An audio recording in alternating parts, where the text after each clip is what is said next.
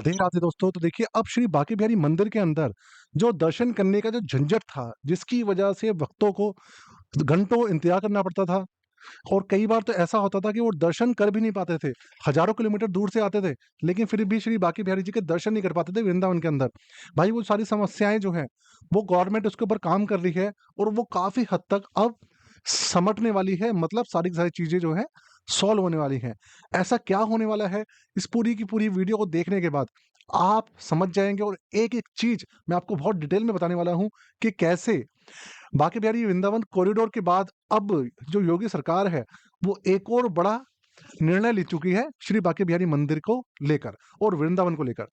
तो देखिए, सबसे पहले चैनल को सब्सक्राइब कर लीजिएगा, और राधे राधे लिखना बिल्कुल भी मत बोलिएगा दोस्तों, क्योंकि हमारे चैनल पे आपको वृंदावन से रिलेटेड सारी इंफॉर्मेशन सबसे पहले मिलती है, और बिल्कुल सटीक जानकारी सिर्फ और सिर्फ हमारे चैनल पे मिलती है।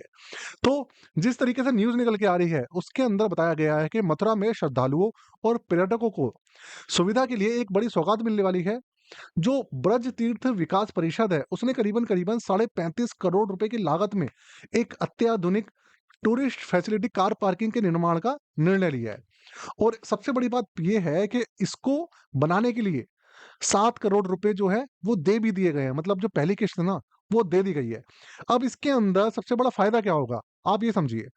देखिए, सबसे पहली बात, इसके अंदर सबसे बड़ा जो फायदा होने वाला है, वो होने वाला है भैया, जितने भी श्रद्धालु हैं, उनको जो पार्किंग की समस्या का सामना करना पड़ता है, उसके अंदर आपको बहुत ज़्यादा फ़ायदा होगा। साथ में जब आप दर्शन करने आते हैं, भीड़-भाड़ जो होती है, उसके अंदर काफ़ी ज़्यादा जो इज़ाफ़ा जो है, वो कम होगा। साथ में जो आपको लाइनों के अंदर बहुत लगना पड़ता है, उसके अंदर भी कमी आएगी। पर्यटन और संस्कृति मंत्री जो हमारे जयवीर सिंह जी हैं, उन्होंने बताया कि इस पार्किंग सुविधा का उद्देश्य बांके बिहारी मंदिर समेत मथुरा वृंदावन में बढ़ती यातायात समस्या को दूर करना और पर्यटकों को विश्व स्तरीय सुविधाएं उपलब्ध कराना है। उन्होंने कहा है कि यह आधुनिक पार्किंग सुविधा वृंदावन के राजपुर बांगल क्षेत्र में विकसित की जाएगी। ग्राउंड फ्लोर पर बसों की पार्किंग होगी।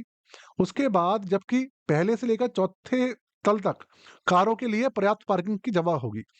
और इस परियोजना के पूरा होने से श्रद्धालुओं को वाहन पार्किंग में होने वाली परेशानी से मुक्ति मिल जाएगी, और वृंदावन की सड़कों पर जो यातायात की जो समस्या हो रही है, वो भी है काफी हद तक सॉल्व भी होगी।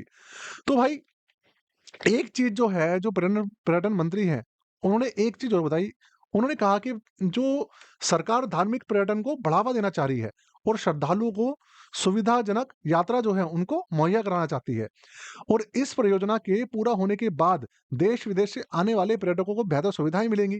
जयवीर सिंह जी ने यह भी कहा है कि सरकार के निरंतर प्रयासों के तहत वृंदावन सहित ब्रज क्षेत्र में विभिन्न परियोजनाओं को तेजी से चलाया जा रहा है, और पर्यटन विभाग मथुरा आने वाले आगंतुकों को उन्नत सुविधाएं उपलब्ध कराने के लिए संकल्पबद्ध है। तो भाई देखिए, इस तरीके से देखा जाए तो गवर्नमेंट जो है, वो पूरी कोशिश कर रही है कि भाई हमारी जो ठाकुर जी की नगरी है, उसे भाई बिल्कुल साफ कर दिया जाए, और उसको भीड़ मुक्त कर दिया जाए।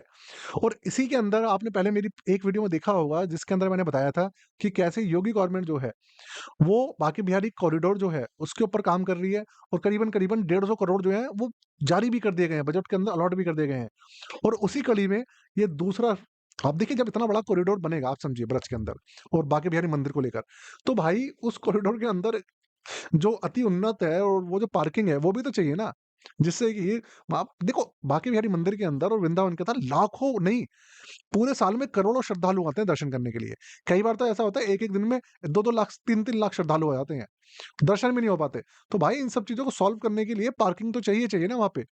और आपको पता ही है कि जितने भी बांके बिहारी मंदिर के आस-पास और वृंदावन के अंदर जितने भी मंदिर हैं, और वहाँ की जो कंस्ट्रक्शन हुआ हुआ है, वो सौयों साल नहीं, कुछ बिल्डिंग्स तो ऐसी हैं जो 400 साल, 500 साल पुरानी है, मुगलों के टाइम की है। कोई मंदिर 400 साल पुराना है, कोई 500 साल पुराना है, कोई 5000 साल पुराना मंदिर है।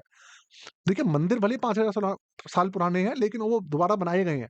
लेकिन भैया आपको पता ही है, वृंदावन तो हमारे ठाकुर जी की नगरी है, और वो तो भैया उनकी जन्मस्थली है और क्रीड़ा स्थली है। तो भैया ऐसी जगह का उद्धार होना, और उस सब चीज़ों को जहाँ पे श्रद्धालु आते हैं दर्शन करने के लिए, भैया उनको दर्शन करना बिल्कुल सुगम होने चाहिए। और गवर्नमेंट बहुत अच्छा काम कर रही है। इसके अंदर हम योगी गवर्नमेंट के बिल्कुल साथ हैं, और आशा करता हूँ आप भी पूरी सहायता करेंगे, गवर्नमेंट की इन सब चीज़ों में, ठीक है ना? तो आने वाले समय में थोड़ा-सा आपको परेशानी हो सकती है वृंदावन के अंदर जो परियोजनाएँ चलेंगी, उसको देखते हुए, लेकिन आने वाले कुछ सालों के अंदर भैया ये चीज़ें सॉल्व हो जाएँगी परमानेंट, ठीक है? तो दोस्तों वीडियो कैसी लगी ज़रूर बताइएगा। राधे-राधे लिखना मत भूलिएगा और साथ में चैनल को सब्सक्राइब करके जाइएगा। जय जय श्री राधे दोस्तों।